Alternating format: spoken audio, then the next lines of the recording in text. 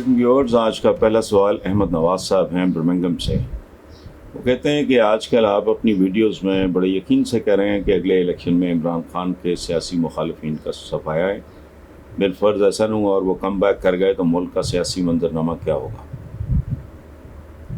देखें, अगर वो कम बैक कर गए तो मुझे ये पेशा छोड़ देना चाहिए। पहली बात, मैंने ये नहीं कहा एग्जैक्टली सफाया का मतलब ये एक सिंबॉलिक सी बात होती है कि जो पार्टी कल तक या कल से पहले गुज़श्ता परसों तक मकबूल तरीन पार्टी थी, इफ़ शी सवेरली डिफीटेड तो वो सफाई वाली बात ही होगी, इसके अलावा कुछ नहीं हो सकता। और अगर कोई बहुत बड़ा मिसहैप हो जाता है तो वो फिर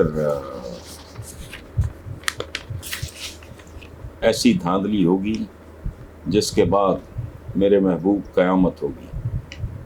आज रुसवा तेरी गलियों में मोहब्बत होगी, यानी जमहूरियत होगी।